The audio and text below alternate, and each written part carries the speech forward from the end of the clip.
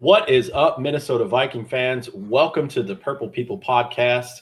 It is Monday, September 14th, 2020, and we're here. I'm Kyle Smith. I'm joined by Adam Carlson.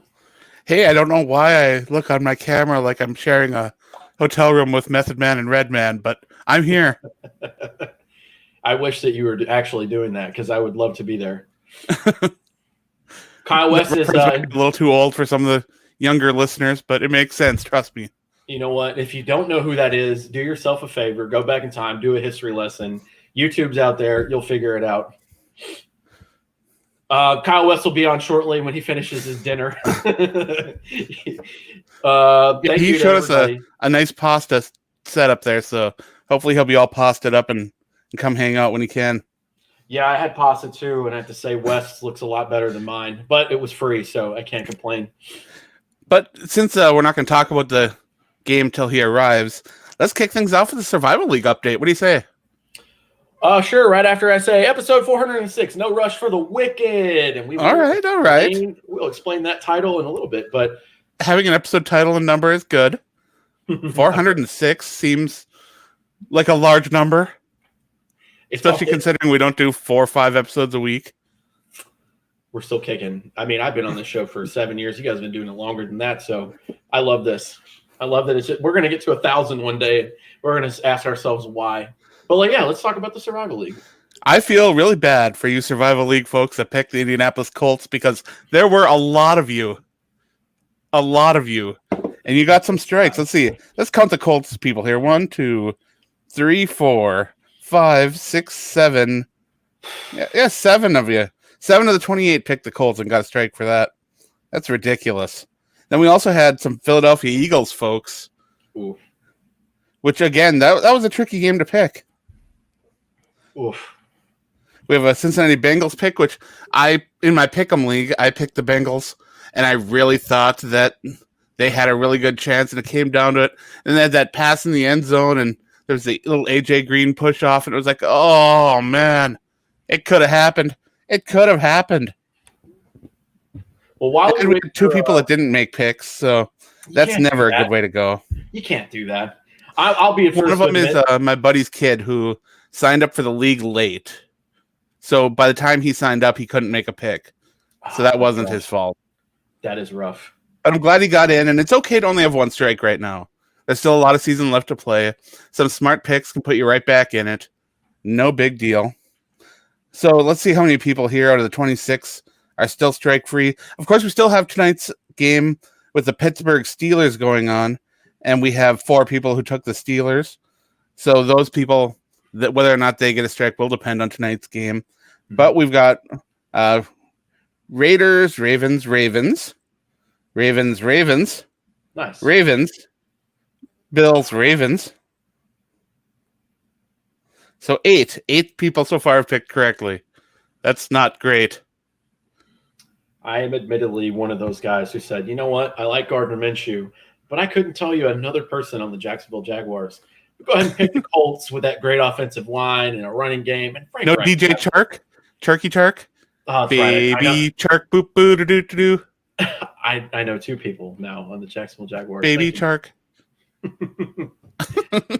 And shame on me, I guess. I have a strike now after 1 week of playing the Survival. I played it way too safe picking the Ravens, but it's so hard to tell early in the season how teams are going to perform. And this year was tougher than ever with no preseason games, not a lot of knowledge on how these teams are going to operate. I just couldn't go and pick a closer game. I wanted to pick one that I felt very super confident in. Sure. And I don't blame you guys. The key to the Survival League is sometimes you got to kind of risk it a little bit and pick one of those games that might be a little bit closer. And it bit quite a few of us this week. I didn't take the Ravens just because I wanted to save them for another week because they're going to be one of those firepower teams this year, I believe. But, I mean, while we're talking about it and we're waiting for Wes to get in here, let's go through. Thursday night, September 10th, the Chiefs dominated the Texans. Patrick Mahomes and that offense looks exactly like it did where it left off. Oh, yeah. I feel bad for Deshaun Watson a little bit. They got rid of his best weapon, and it kind of shows.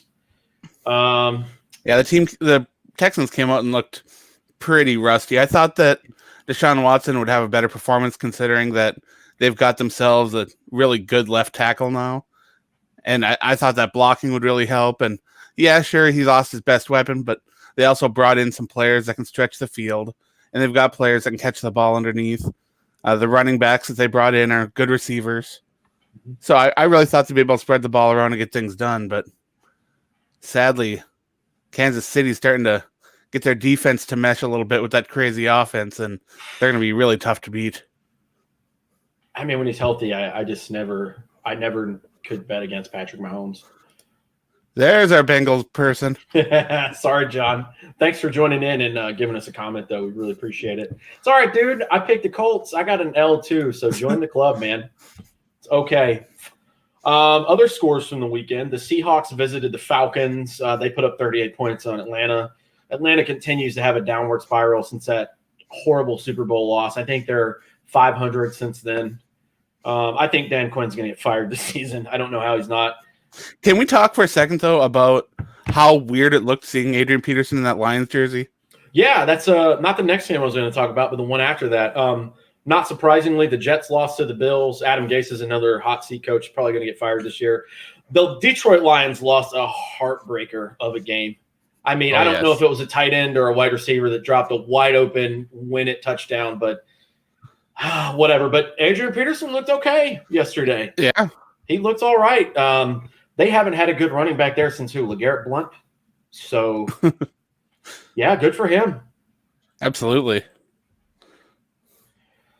Yeah, so we have the Chicago Bears. The Detroit Lions dropped a pass, and then their secondary just is really good. Among other things, I'm not giving Mitch Trubisky any credit. I don't believe in that kid. Mitch. I'm never going to. Mitchell, excuse me. How dare I? The Cam Newton-led Patriots won on 21-11 against the Dolphins. Ryan Fitzpatrick had a terrible day. Biggest surprise for me yesterday, the Washington football team put up 27 points and beat the Eagles 27-17. I don't think anyone – did anyone pick Washington to win that game? Not that I know of. Whatever, man. I'm down with it. I am not a fan of the Eagles after a bad blowout a couple of years ago, and yeah, that was shocking to me. DeAndre Swift, the running back that dropped the pass for the Lions. Gotcha. Ooh. Yeah, he's not going to be very liked this week there. That's another coach that could be on the hot seat. All these teams that keep just losing every year. Matt Patricia might be going back to be a defensive coordinator for somebody. I called it when they sent him there. It's not going to work out. I think that city's doomed, man. It's kind of like Cleveland. They just have this bad juju around them. See, that's one of the problems, though, is when you keep going for these coaches that you think have potential rather than going after established products. Right. It's okay to go after, potential to a certain degree, but I take it from what you're talking about too, since we're going to go down that rabbit hole, is when have guys left Bill Belichick and been Bill Belichick? Because that's essentially what you're looking for. You're looking for a Mike Tomlin or a Bill Belichick, somebody like that. Those are the only two. John Harbaugh, John, not Jim. So you're looking for those guys, but those are few and far between. That's only 3 out of 32 coaches. So yeah, I don't know. The Las Vegas Raiders went to Carolina and won it. That was a very, very high-scoring and interesting game. Teddy Bridgewater made his debut for the Panthers and played all right. Don't know why the hell you wouldn't give the ball to Christian McCaffrey on 4th and inches. Head-scratcher, but they won 34-30. The Raiders did. The Jaguars beat the Colts 27-20. Minshew magic is real. I love that Minshew magic. I tell you, if I'm not watching a Vikings game and rooting them on, I want to be watching a Jacksonville game and watching him play. He's just so much fun. He is. Got a great personality. He's a social media follow, too. If you guys have social media, give him a follow because he's very funny and interesting. Former Vikings offensive coordinator is the head coach of the Cleveland Browns now, Kevin Stefanski. I called him Stepanski. That's a great name. Wow. Kevin Stefanski and the Cleveland Browns lost 38-6 yesterday at the Ravens. Baker Mayfield looks very bad. I don't know what he's going to do after this year. They'll probably give him another year, but I bought into the Baker hype before last year. And I was like, all right, this is going to be good. And then they got him all those weapons. I'm like, oh my goodness, he's going to tear stuff up. And it just didn't come together. Sometimes you can have these talented rosters that just don't work. Yeah, I think he targeted Odell Beckham. He tried to force the ball to him like 10 or over 10 times, I believe. There's only like 3 catches. It's very, very odd. There he is. What's up, Kyle? Hey! Sorry I'm late. Better late than never. How was your pasta, sir? Well, it actually turned out pretty good. I can never time cooking pasta correctly. It always takes an extra 25 minutes. So what method do you use to test your pasta? Do you throw it against a wall? Do you taste it on occasion, or how do you do it? You take a piece out with your fork, and then you put it on the counter, and then if you can cut right through it, then you know it's done. I like it. Yeah. All right. Yeah. Viking Jerome, how dare you say something so offensive yet so accurate? What did you say that was offensive? Aaron Rodgers carved us up like turkey on Thanksgiving. You're correct, man. Yeah, can't argue that. You really can't. How dare you come up with us with those facts? Kyle, we have been discussing other games. We're just going to keep running down because there's only a few left. Sure. So we didn't talk about the Vikings and leave you out. We did the Survival League update where a lot of people got strikes. That'd be me. A lot of strikes. I picked the Colts to beat the Jaguars. Never bet against Gardner Minshew, apparently. Can we trade for him, Adam? Yeah, what do we got to do? Gotta get those jorts on this team. Right? Mm-hmm. We were talking about the Browns shitting the bed against the Ravens. Poor Kevin Stefanski. The Chargers squeaked one out in Cincinnati, 16-13. Joe Burrow looks pretty good for the first game. Right on. The biggest and probably the most watched game yesterday. You want to see Tom Brady as a Buccaneer. Lost in New Orleans against the Saints, 23-34. It's a lot tougher than the AFC East. Welcome to the NFC South, Tom Brady. Yeah. So what do you think of the coaching staff blaming that loss on the 2 interceptions? I mean, what's Jameis Winston thinking right now? Well, Jameis Winston was an interception machine down there, and they always said it was the defense not helping him out and players not being in the right spot. Now that Tom Brady's there, those excuses are gone, and the Buccaneers coaching staff is just like, yeah, he's got to be better. Good. It's crazy. If you throw a pick six and then you have a stacked team, like they pretty much did what the Miami Heat did a long time ago and built a super team. Yeah, but that's what we're going to talk about now with the Vikings game. They've had no preseason to gel like they really wanted to, and I know preseason's kind of meaningless at some points, but those extra reps help, and it showed yesterday. And Tom Brady's 42. Come on. Drew Brees is 40. Get out of here. Drew Brees did break a record yesterday, though. We'll move on from that game, but he has made the most pass attempts from any quarterback in NFL history now. So he pretty much is going to hold all the records if Tom Brady doesn't. That's crazy. That's absolutely crazy. Mm-hmm. I don't think anyone will ever beat Brett Favre's interception record. Yeah, we shouldn't talk about that. Another great upset. The Cardinals went into San Francisco and won 24-20. Yeah, I would not have put money on that one.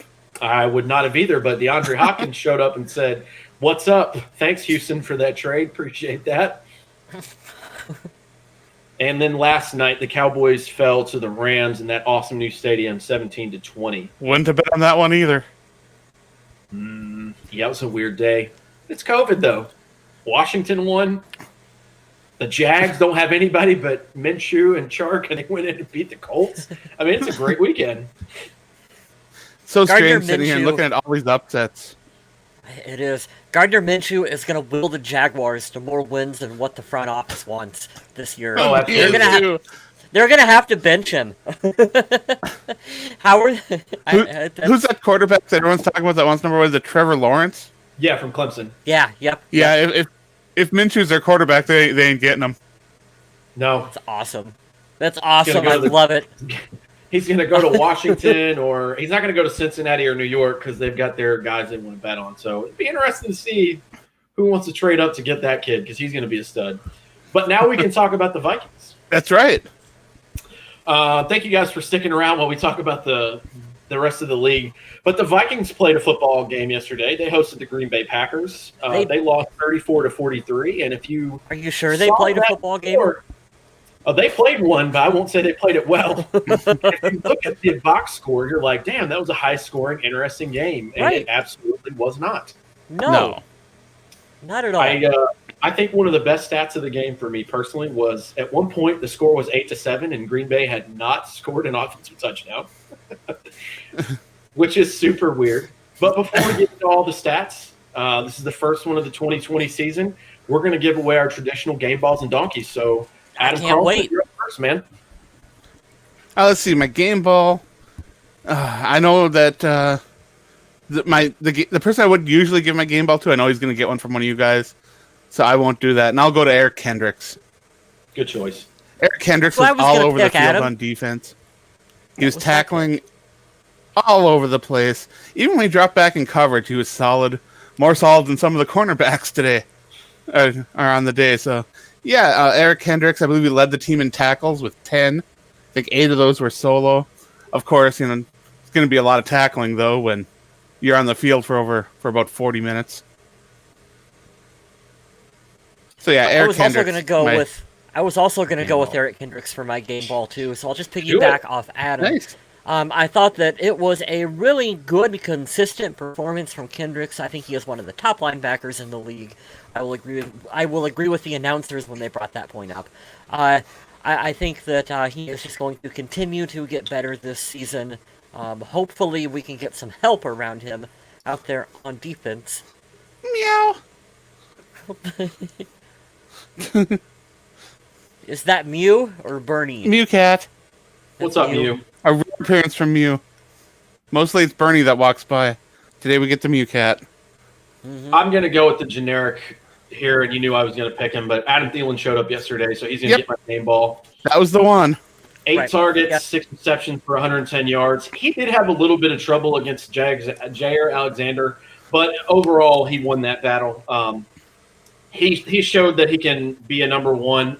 Shout out to BC Johnson yesterday. He showed up 3 out of 4 for 56. There was a Justin Jefferson appearance as well, so I was happy to see that. But Adam Thielen overall, for the offensive side, was pretty much the bright spot for me yesterday.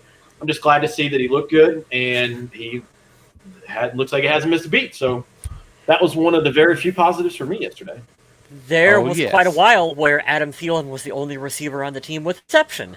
So, yeah. And there's no doubt that Kirk Cousins is very comfortable throwing the ball to Adam Thielen. Oh, and I don't blame him. Thielen makes the plays. He makes the catches. It's just comfortable for him. Mm-hmm. Well, guess what, John? I'm going to jump in front of everyone and do like the NFL draft or the Fantasy Football League draft, and I'm going to give mine away. I don't know that I've given this one to this guy before. Mike Zimmer, you're getting my donkey this week. Ooh. I am very, very disappointed, especially after, and I'm stealing this from a couple of other shows because I listen to podcasts most of the day. I'm interested to hear the reasoning here. I just don't like that a couple weeks ago you said I've never had a bad defense. This is the worst loss you've given up as far as yardage and just straight up not being ready. They didn't look prepared. I know you have the defense. I know that you have Danielle Hunter out. And I'll say this, and this might get flagged too. I think Danielle Hunter is the best player on the team. I know Adam Thielen's really good. I know Eric Kendricks is good. I think Danielle Hunter is the best Viking player that starts. I know that he was out. I know Yannick hasn't been here long. I know Fadi's technically a backup. But good God. I don't know how many times in the Mike Zimmer era have we lost Aaron Rodgers now? At some point, you got to step up and beat him. The last time we beat Green Bay was in, 2017 with the Case Keenum year, and he was out. He was out for the game in Green Bay, and he got injured the game in Minnesota. And it's just becoming a guarantee. Watch the Vikings beat Aaron Rodgers in Minnesota at the home opener. I watched it. It happens. That's fine. That's one compared to like 7 or 8 losses. I won't put it on Coach Zimmer because the defense was on the field for 40 minutes when the offense was getting safetied and get 3 and outs, and it was just disgusting how they couldn't control the clock and get the defense a rest. They were extremely exhausted that entire game. I wanted to give it to someone. I don't want to steal someone's donkey here, but Gary Kubiak too. Why the hell would you call a 7-step drop back you're in your end zone? Why would you do that? So my donkey, I'm gonna go right on in after you. Yannick Ngakoue, you're getting paid. Adam, you stole my gave up a lot of game stuff ball for and you. donkey. But the Vikings never got close to Aaron Rodgers, ever. Not even a hand in his face. I wouldn't be surprised if there were no pressures on the day. It was like Wouldn't a be scrimmage. surprised one bit. It was like a scrimmage for Aaron Rodgers. He might as well have been wearing a red jersey out there. Absolutely, I agree with you. You know, I think I don't, for game one, I don't want to pick on a lot of the young rookies that are out there on defense, because, hey, there were times where a couple of them were in decent coverage for the corners, and Aaron Rodgers threaded the needle. That's your welcome to the NFL moment. Well, In Cameron college, Dantzler, what's he going to do against Devontae Adams? I don't know. I don't know. That his first game as a pro, and they put him up against Devontae Adams? So I heard one of the announcers say that too. He was draped all over someone because Cameron Dantzler had an up and down day. There's times where his coverage was tight, and it was like, well, shit. When at Mississippi State, this is a pass defense or this is an interception. Like, hey, dude, this. Well, he had 2 pass breakups, which is really good, but they kept targeting him because he had Devontae Adams on him. And I don't know how much of Devontae Adams you guys watch, but he is an exceptional route runner. Oh, The main thing for him is that Aaron Rodgers knows where he's going to be and when, because those routes are crisp and timed. So yeah, Cameron Dantzler, he had good coverage. There were times that he was where he was supposed to be, but there are also times when it really doesn't matter where you are, because a good quarterback and wide receiver can make a connection happen no matter what the coverage is. Mm-hmm. So the reason why... For that. Oh, go ahead, Kyle. Yeah. No, the reason why I went with Yannick as well as Adam is that I know he just got traded to the team, and he's new here within, what, week and a half or so, 2 weeks now at this point. So he just got here. So it's a donkey, but it's a donkey with that in mind. But he's a veteran. He's played in the NFL. I don't care if he only knows half the defense. He ought to be able to beat the man in front of him and get some pressure. So that's the reason why I gave him the donkey, because I just did not see hardly anything from him at all. And I have really high expectations for him coming into Minnesota, and he did not meet them week one. I do think that a lot of the young players, we give them time, they're going to develop. Oh, for sure. Yeah. Mm-hmm. Right on. So that's the reason why I picked him over top of some of the young guys who I do think not having a full off-season, a proper off-season with training camp and, preseason, that's going to hurt a lot of the young guys, a lot of the young secondary from Minnesota. And we also could have gone with Afidi, who should have been feasting all day on Billy Turner, and then when Billy Turner left the game, whoever that other right tackle was, I don't even remember. Yeah. Mm-hmm. They should have been feasting over there, and there was no feasting happening. To piggyback on that point, I'm looking here. Yannick Ngakoue, 0 total tackles, solos, no sacks, no tackles for loss, no pass defense, no touchdowns. Clean slate. 1 quarterback hit. Fadio Danabo, I'm going up and down in here. Let me check one more time. He's not even on the stat sheet from yesterday. So it's sick. I'm with you guys as well. I'm not going to pick on the secondary because Rodgers had all day to pick them apart. It's hard to get remaining coverage when the play is lasting 5 to 10 seconds. You know what I mean? That's what Sean Reynolds says here in the chat, too. It's tough to cover for 8 seconds. It really is. That's a great comment, Sean. I'm with you guys. I think as the season rolls on, they'll gel. Remember last year, the first quarter, the Vikings were 500 at 2-2, and then they went on a tear. Man, it's getting really old losing to this team because they are the cream of the crop for the NFC North, and it's frustrating because, like last year, they would run the ball down your throat. They ran more than they ever have, and now it's back to Aaron Rodgers being a god again. So it's just frustrating as a fan to watch, but the Vikings on the positive side, which is really weird because only the Vikings would do this, with 18 minutes and 44 seconds of possession, they scored 34 points. Yeah, I don't understand that. That's such a low, what is it, the lowest time of possession since 1977 or something stupid like that? Yeah. Mm-hmm. And the Vikings beat the Packers in yards per play, which is stupid to look at. These stats they're ridiculous. It's perplexing. We have always said that stats lie. You can look at the stats, and you can be...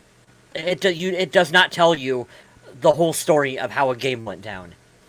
Right.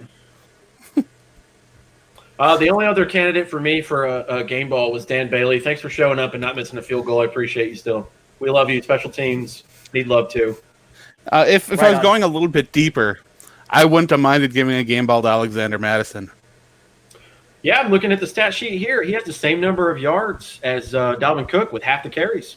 Yeah, what is it, like 8.7 yards per carry or something like that? 8.3 average, 6 carries for 50 yards, long of a 21. Very nice. Not bad. Here's one that I can segue really good off that last comment about our run defense. Do you want to know who we're missing already in Minnesota? Linval Joseph. Big I thought you were run going to say stop Trey Waynes. Well, you could go with Trey Waynes too, but I really think they should have kept Linval. Having that big old run stopper out there. Snacks Harrison. That's who they should have picked up. Because the Vikings missed a lot of tackles, especially early on. Oh, tackles that the Vikings defense don't normally miss. Trey Waynes is a sure tackler who's okay in coverage. And I miss having him there just for that. Mm-hmm. Let Bar rush. Sean Young says, "You know what? That's a good point too. I think this is all going to come to fruition. But let's be real. Let's just call it what it is. This is a young team. There's a lot of turnover. Aaron Rodgers is really fucking good, and there was little time to prepare in the way of actual tackling, preseason, getting ready, and that's the cream of the crop. Remember, they were in the NFC Championship game last year, so yeah." Did you notice Aaron Rodgers staying a little bit away from Harrison Smith? Oh, that's pretty smart of him. The ball didn't go that direction really at all. Anytime Harrison was at the line, he would check protection over that way. Mm-hmm. The Packers, wow, they're prepared. They came into that game ready with a plan and executed it very well. I think the most frustrating stat for me, too, is like looking at the receiving. When Marquez Valdez-Scantling has almost a 100-yard game and a 45 for a long, that's frustrating.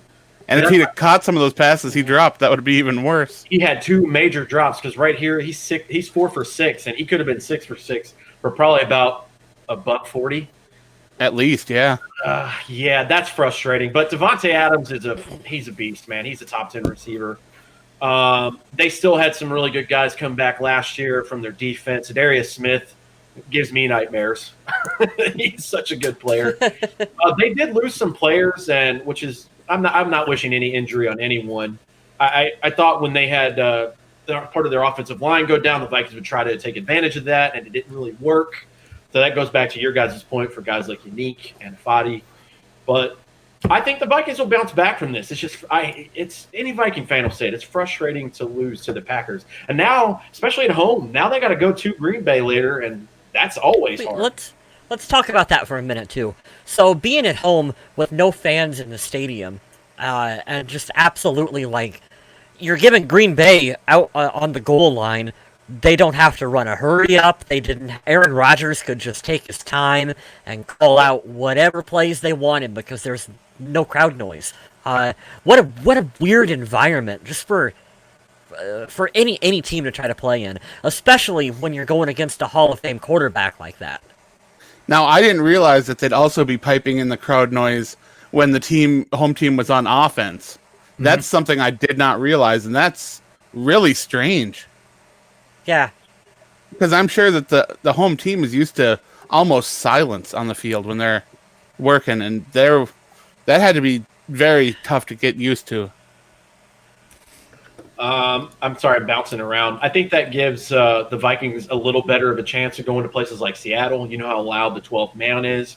So that'll be something cool with an empty stadium. That might give them a little more of a chance later this year. Maybe. One thing I wanted to bring up, though, I liked yesterday from Kirk Cousins. I don't know how the hell he had 118 rating yesterday. He's 19 of 25. I think through the first quarter he was like 2 for 4.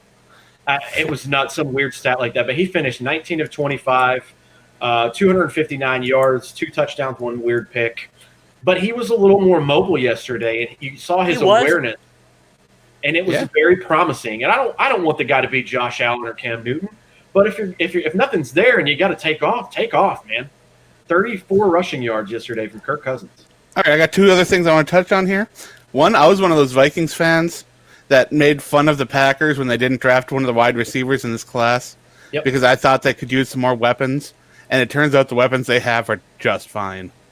They're doing fine. And two, this has to be one of the first games where neither of us picked an offensive, or none of us picked an offensive lineman for a donkey. First time in quite a while. They weren't stellar, but I can't with that defensive showing, and I feel bad for those guys, man. They're on the field for 40. How long? 42 minutes. I mean, during that game, we got to think about who did the most damage to the team, and sure, Pat Elflein jumping offsides or false start, that was bad. But in the scope of the game, like that is nothing. Yeah. Yeah. Yeah. Because the defense struggling and the offense taking a safety and everything else that happened. Oh man. So hopefully this week is a sign of the offensive line meshing a bit better. Or at least coming together a bit, because that Green Bay pass rush is no joke. They have talented players. They can get to quarterbacks. And I thought for the most part they held up fairly well. I actually think Garrett Bradbury is doing really pretty good at center. It's true. When you don't notice an offensive lineman, it means they're doing their job, and I didn't really hear his name called, and I didn't see a lot of pressure coming up the gut, so I'm pretty happy. Right on. Another odd, I don't know, odd thing or whatever, just an observation that I had is that I know a lot of Vikings fans, we really wanted Antoine Winfield Jr., and so to see him out there for Tampa, and he was one of the bright spots playing for Tampa Bay, kind of hurts a little bit because we could have used his services here in Minnesota. Like, clearly, we could have used him in Minnesota. So that hurts a little bit seeing that.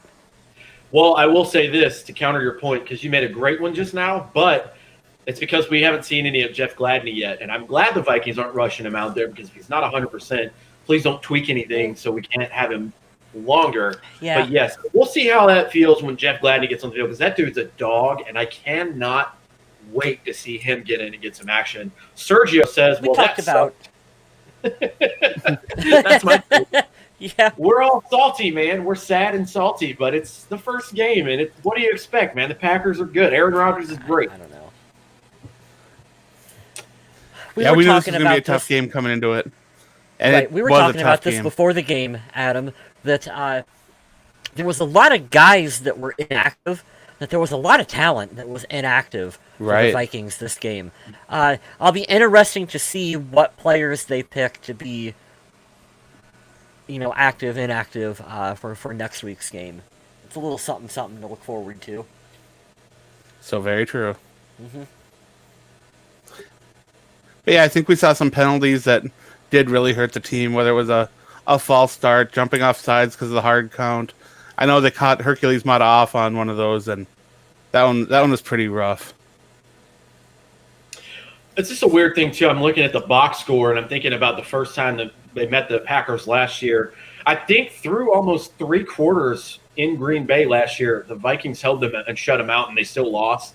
I'm looking here. We scored 34 points in the total in that game.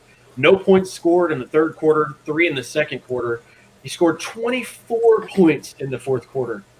And a lot of that is hurry up, big chunk garbage plays, but just a little more consistency. Maybe don't give up a safety on a terrible play call in the end zone. Maybe things have shifted, but yeah, you don't have time for play action in the end zone. That's just a terrible, terrible decision.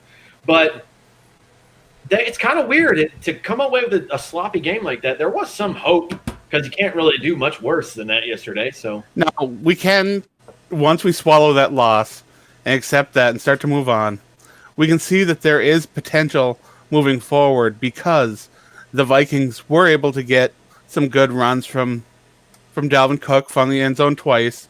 Mm-hmm. Adam Thielen once again looked amazing. Kirk Cousins found some rhythm towards the end, and they even got people like Justin Jefferson involved in the offense, which, although he didn't have a big role, it was nice to see him catch the football a couple times. He already looks better than Treadwell. Yeah. I mean, that's Shout a low. out- That's shout a out to practice squad Laquan Treadwell. Good job, though. that's a Glad you low. got some- That's a. I mean, that's a low bar to clear. Not to knock Treadwell any lower than he already is. But I mean, Jefferson is already the couple plays that he had. You're like, oh, okay, you can build on that. Here's a good question, John Young. You think Gladney will take over starting position? I don't know. Is he going to beat out Cameron Dantzler? I don't see him beating out Mike Hughes or Holton Hill. So is he going to take over that slot corner role, or I don't know. Yeah, I honestly have no clue. I was not expecting to see this much of Cameron Dantzler in this game.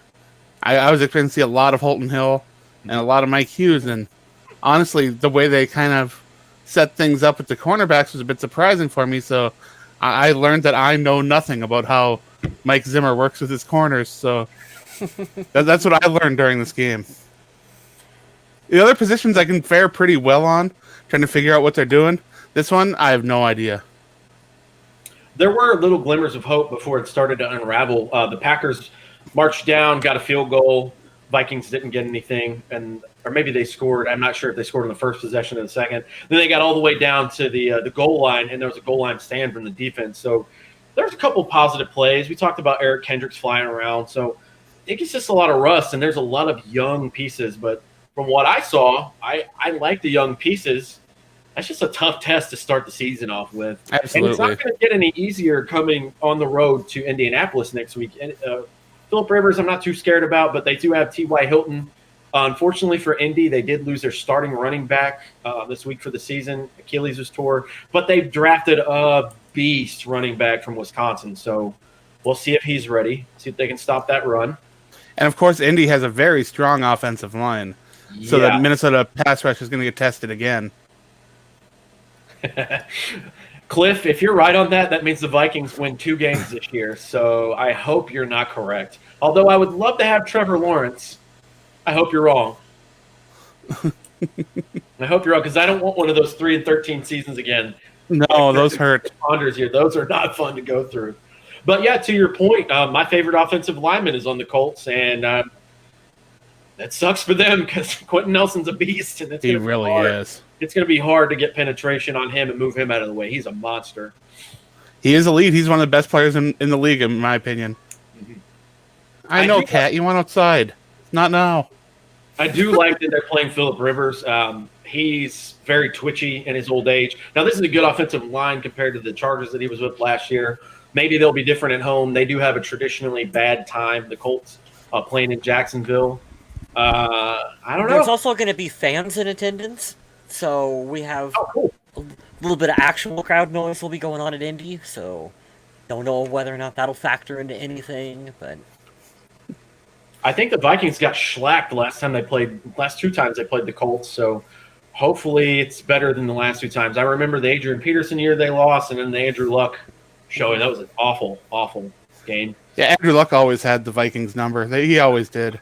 He was good. I can't believe he retired. I don't think the Vikings ever beat Andrew Luck. I don't think so. Now that we're bringing it up, that's really weird. Here we go. That's a good comment, Sergio. But this one's good. Bet we see more bad blitzes from a pissed off Zimmer. Yeah, if you don't have a mobile quarterback, which we know Phillip Rivers was never mobile anyways, maybe we can go back up to this comment here. Maybe this will happen more. We'll see. Let's talk about watching that game because this is a weird time to be watching the NFL. If you don't have Sunday Ticket, sometimes those games where you got the watch zone, it can be kind of tough because the game might be blacked out in your area. Yep. Or you might not have a cable provider and you might have a streaming service that doesn't offer locals. Finding football can be tough. But for the first couple weeks of the NFL season, you can go on the Yahoo Sports app and watch games for free. They'll give you a choice of 4 games based on your location to watch. And luckily, living in Michigan, I get Minnesota as one of my options. So that's Very likely cool. how I will be watching one of the first 4 games of the season is on my phone, so I can catch up and watch live rather than on a unreliable stream or something like that. Mm-hmm. You can also download the NFL app. This is our unpaid sponsor for $1 billion corporation. Yeah, But you can twice. Yeah, they need our help. Do you guys know about the NFL? It's an upstart organization here. You can download the NFL app, and if the game is on in your local market, like on Fox 17 or whatever, you can stream it for free on your phone. So that's pretty cool. So No if provider it's login? no provider login, no nothing. If it's a local market game, you just click on like Watch Live, and you can pull it right up on your phone. Oh, Nice. the NFL, you said the NFL app. The NFL app. Yep. Yeah. I was watching like the very first and start of the Cowboys game last night, being in Texas for now. Yeah. That's what it is. So there are some good ways to watch the game Right if you on. don't have it in your local area or you have a internet television provider. So, yeah. That's a solid pick, Viking Jerome. he's always going to be a nominee for the Donkey of the Week. Let's talk about this though. AP looked damn good yesterday for the Lions. I'm not going to lie. I'm sure Matt Stafford is pumped to have him, even if he is a little long in the tooth, as they say. I think he'll get over 1,000 yards. If they keep this up, which I don't see why they wouldn't, they have decent receivers. They got a good tight end. They have a balanced offense. Yeah, I would say he could get 1,000 yards. Kerryon Johnson was out for week 1, though, right? Yes. Yeah, when he returns, he's going to get a bigger role, and Peterson won't see 1,000. No way. Yeah, it really all depends, my boring answer here, on what kind of role he's going to play for Detroit. I mean, if he's a featured back, why the hell not? If they're going to feature him, yeah, you can get 1,000 or close to it. I kind of agree with Adam. I think that youth movement is going to take over, and he probably won't get the amount of touches that are going to be necessary for him. But I am still rooting for Adrian Peterson. I want to see him do well, just not against the Vikings. Of course. True. We feel you, Shea Rizzo. Sorry. Game ball. Britton Colquitt, Donkey, entire defensive sides Kendricks. Yeah. Eric Kendricks is kind of good at football. Shout out to you giving game balls to Britton Colquitt, though. That's awesome. Colquitt had a really good game. He's a good punter. And I'm consistently praising his holding, which I know that most people don't care about a holder. If you were to talk about your favorite players on a team, nobody's ever going to say, oh, well, they've got a great holder. Yeah, but you know what? We here at the Purple People Podcast, we are for the brand, and punters and kickers are people too. Shout out Pat McAfee. We saw the difference when the Vikings had a bad holder. Yeah. Yeah. It left points off the board. Gave up field position. That was the Kai Forbath year, correct? Yeah. Yeah. Let's not go back to that. Let's not even talk about that. And then we went through several kickers, draft picks, traded for people, just because we couldn't find a person to hold the football properly. Ugh. Yeah, that was a mess. Let's not do that. I was sending photos to the other guys on the podcast with using like angles, drawing in the angles that the Yeah, I footballs are remember being that. held at. Hold on, I'm going to the Raiders real quick. I see that kid's still on the team. Oh, what the hell's his name? Oh, the Who, Daniel Carlson? Daniel Carlson. Daniel 2-2. Carlson. He's good. Damn it. I don't want you to suck or anything. It's just. All right. Well, we whiffed on that one. That was the holder. Who was the holder we had then? Wiley? Matt Wiley? Matt Weil? Matt Weil. Is that a person? That's a person. Well, that was the holder, wasn't it? Matt Weil, I think. That sounds familiar. Question mark? I am Ron Burgundy. Yeah. That's how bad he was. We forgot who he was. Yeah. Drafting kickers and releasing them. Yeah, dude. We know. We know. We're not done with the show yet, but I just want to say shout out to everyone that's like commenting. This is a very interactive show, at least from my recent memory. And there's 12 people in, and I know some of my friends would see that from other avenues of life and be like, 12 people. Dude, that's like 4 times what we usually have. This is What's nice is when people hop in here and watch, they usually do comment and interact. So when you guys get in here and watch the show live and can comment and interact, even if you're not live and you want to comment on the show, we love it. The fun part of the year, right? Like, I love this time of the year where we can sit down and talk about Vikings football. Absolutely. Let's see what's going on. I'm surprised no one has tried to guess what number 81 jersey I am wearing. Um, Adam, you might know. I do know. Uh-huh. It is not Odabisi Johnson, who is the current number 81. It's not Michael Jenkins. It's not Michael wasn't Jenkins. Jinxie Cat? Wasn't he 84? Oh, no, Jerome Simpson. Jerome right? Simpson? No Jerome Simpson. Folks, it is even stupider than that. I'm excited. It's Moritz Bowinger, Mobo. They get the Oh, Mobo yeah, jersey that that's I right. bought at training camp because they had a whole rack full of them. Because folks, that is marketing. That's a good point. He did miss a field goal against the Vikings because I remember I was talking him up, and then he missed the next field goal. So yeah, I do remember that one. We played the Raiders last year? Did we? Might have been 2 years ago.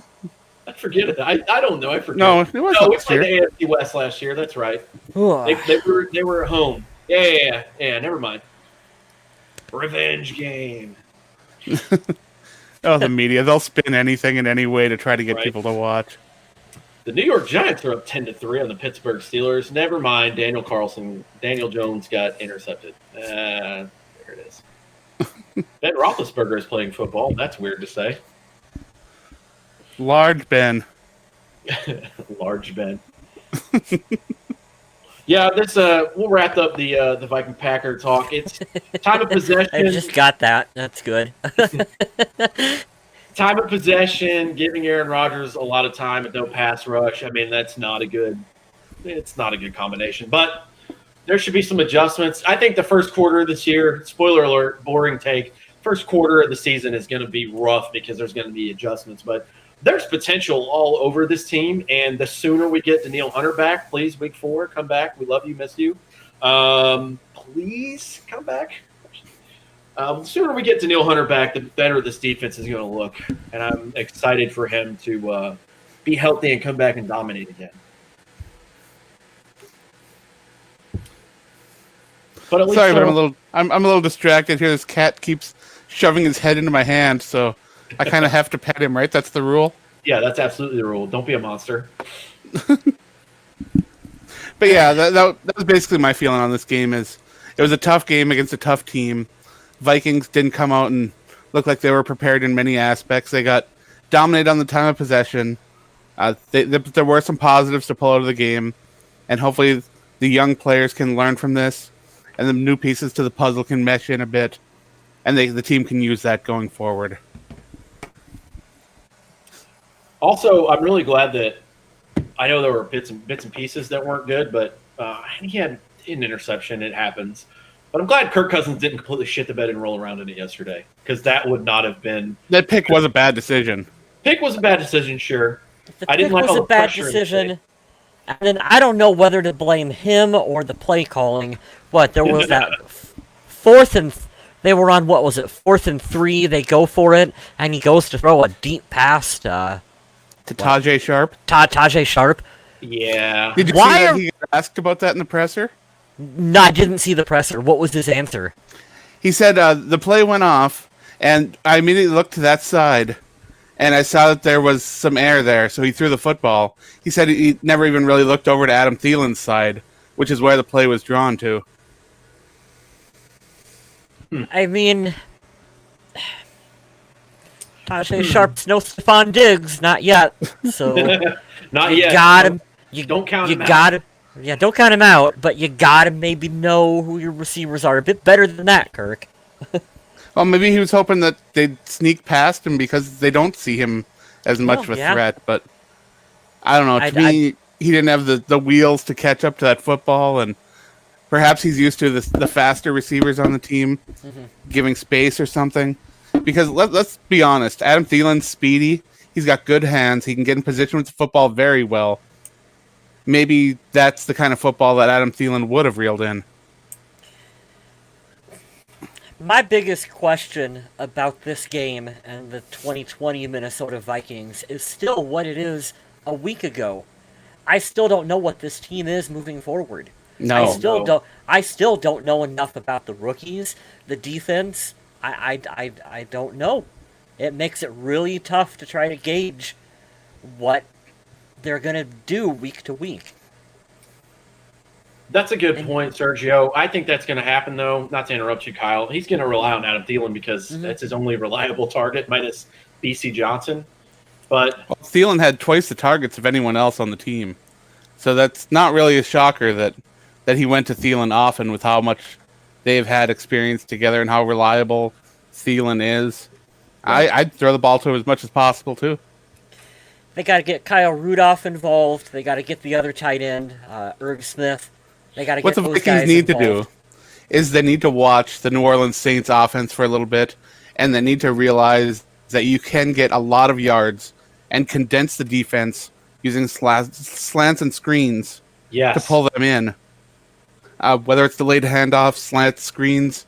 I don't like a lot of trickery, but even end arounds can do that.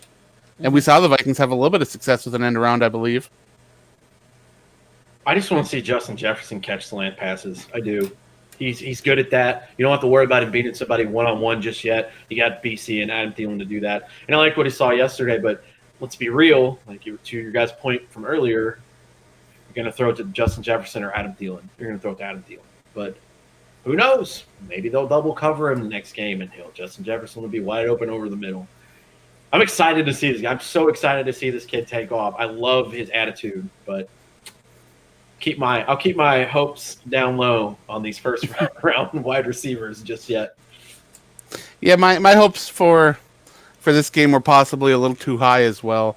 I went in thinking that the loss of Xavier Rhodes wasn't going to be as horrible because he was struggling so badly.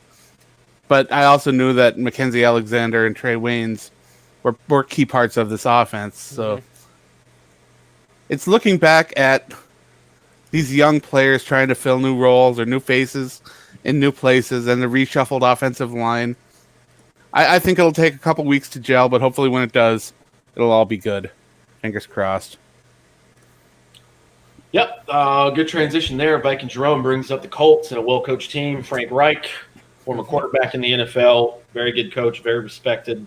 The Vikings traveling, and we certainly don't want to see this team start off 0-2. That is not a good way to start the season. But I will say I think the Vikings roster is better than the Jaguars, and they beat the Colts. But that's a low bar.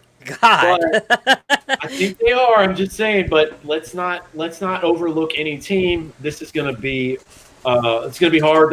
There's a former Viking that we'll get to see playing for the Colts. Xavier Rhodes is there, so who knows how much time he'll get, who he'll be going against. But it's that offensive line, man.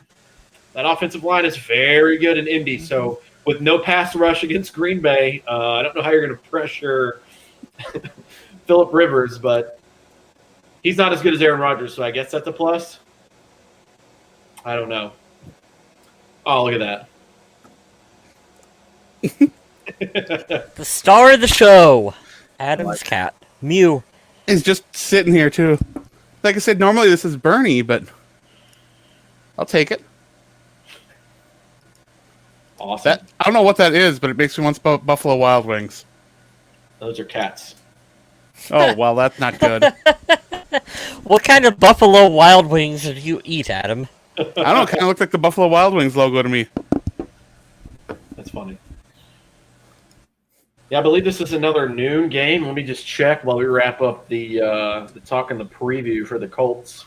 Thank you guys so much for giving us all your feedback, man. Well, I figured it makes sense now. It's the beginning of the season. Everyone's excited, but we got a lot of chat going on today. Get this pulled up for you while my guys filibuster for me, I hope. Not so much, no. Not so much. All right, cool. September 20th at 12 p.m. Central, 1 o'clock Eastern, and it's pretty even, 48% matchup predictors is the Vikings, 51.4 for the Colts, so pretty even now. I like it. I like that prediction, too. Even better, I'll one-up you, John. If BC Johnson or Justin Jefferson burns him for a TD, life will be even better. Can't crap on Rhodes, man. He might have a resurgence and a rebirth there. I mean, hopefully he doesn't have a good game against the Vikings, but the Colts do run more of a zone defense than the man offering that Minnesota does. So this is a game where a veteran quarterback like Kirk Cousins should find a lot of success finding those openings. So if you play fantasy, this might be a great week to hit up Kyle Rudolph in that seam because the tight ends should have success against his own defense. And as well as the players in the slot. So, yeah, they might be sneaky players to pick up. Shout out to the Percy Harvin weight throwing incident that made its way to the conversation today. You know, I will defend him on that and say who wouldn't want to throw a weight at Brad Childress? We all wanted to. He was just living the dream of every Vikings fan at that moment in time. I do not hold that against him. And I don't care how snarky Brett Favre is. He's fucking Brett Favre. Just let him do what he wants. He died on the field at the College Stadium. Literally died on the field for you guys. It took you so close to a Super Bowl, and that was not Brad Childress is doing. I remember when Brad Childress, not Brad Childress. I remember when Brett Favre took the field, and the coaching staff told him that they didn't want him to audible. In the first play out there, he audibled. I remember that clear as day, and I was laughing to myself because it's like, why would you not want him to do his thing? I've been watching old 2009 Vikings games with Brett Favre out there on the NFL You can't Game not Pass. love the guy. He's hilarious. It's just, I know. And one from that season, they did a lot of mic'd up stuff. You can find it on YouTube. He was mic'd up for a Detroit game. I believe it was in Minnesota. And I don't know which of the D lineman for the Detroit was in there, but he walks straight up, gets on behind center, and he goes, "Damn, what they got you in here for?" Yeah, and it was a touchdown. I was like, dude, how can you not love Brett Favre? And he gave a lot of respect to Stafford. I believe that was his first year in the league. I like that cool. You know, it's like Tom Brady going up to Lamar Jackson last year and said, "Hey, man, I love what you're doing." Right. You gotta love Brett Favre, man. He talks so much shit too. My favorite Favre story, and then we can wrap it up, is there was a clip where you're talking about where it's him and he's talking to like Childress or whoever the offensive coordinator was, Bevel at the time, and they're talking about the play, and Favre is just like, "I'm just gonna throw it deep to Sidney Rice." And then that's what he does. He throws a deep touchdown pass to Sidney Rice, and then he comes back, and he's like, "I told you that's what I was going to do." It's like, I don't even know why would you even try to tell Brett Favre what to do on the field? He was never going to do it. Yeah, I remember him saying something to Childy on the side, and he was like, "Throw it to Sidney. Nobody can cover him." And Brad Childress looks at him and goes, "What, do you guys have the same agent?" Cliff Tang comes in with the comment of the show. We can wrap it up after that. That is so damn funny. Play action resulting in a safety. Yeah, that was dumb. Oh. That was so stupid. Ugh. No more of that, Mr. Kubiak. You're better than that. I get wanting to be creative, but there's a time and a place for it. It's not when you're backed up in your own end zone. Yeah, not against the actual goalpost. On a Hail Mary to Tajay Sharp. Ugh. Yeah. Well, the only place we can go from here is up, guys. So, well, question mark. We hope. Well, the Vikings got into the game healthy, so that's plus. Yeah, keep that going. But yeah, I think that's it, man. I think that's all we've got. Tune in for week 2. The Vikings will be going to Indianapolis to take on the Colts. And we will try to do something, hopefully, right after that game within a day or two. And we'll be right back here next week for you guys. Thank you, right on, everyone that joined today. Thank you so much. Yeah, and I want to thank everyone who swung in on the Viking Age because I've been putting quite a few articles out over there going on about this game in particular and how the winners are the MVPs from the game, my good things and my bad things. And I also do the power rankings for the week and a lot of other pieces over there. So thank you to everyone who goes over and checks out the Viking Age. Undead Walking, of course, we had a lot of Walking Dead stuff going on. And with news that The Walking Dead is coming to an end after season 11, it's kind of scary, but then we get 2 new Walking Dead spin-off shows that are going to come in its place. So it's not dying, it's multiplying. That's right. And you can check me out over on Twitch, where I've been streaming some Jackbox games and sometimes some Fall Guys. So that's MN Viking Zombie on Twitch.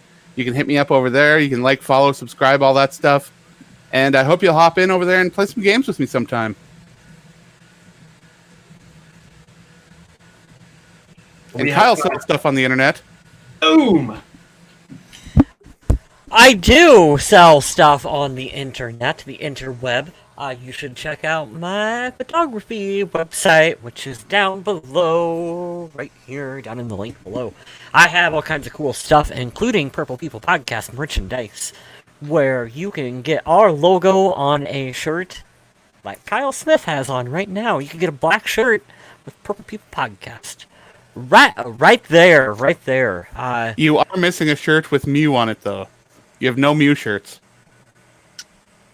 You know, if you send me a good photo, I could do a cutout, and we could put Mew's face on a T-shirt. We could do a cutout and put it in US Bank Stadium of Mew. All kinds of stuff. Oh, this is a good place right here, too. Yeah, the Discord chat. So yeah, we great point. Kyle West got the login. He can log in. Yeah, I remember my Discord now. I remembered my password. I have to say, I was logged in as the Purple People Podcast yesterday. I had to come in sparingly because you guys were ahead of me, and I was using Sunday Ticket. So my apologies. I don't mean to not be social on there. I just kept hearing about the plays 10 seconds before they happened, and I was like, shit, I got to get out of this chat. So that was a lot of fun, though. Always a lot of interaction there in the Discord chat. Thank you, Sergio, for the reminder. Andrew, Sergio, Jerome, John, Cliff, all you guys that came through. John Reynolds was there. Rod was there. Thank you guys so much, man. I'm not going to promote myself because it's kind of boring, but yeah. Thank you guys. From me and Mew's ears here, I want to thank everyone for stopping in. And remember to stay classy, Minnesota.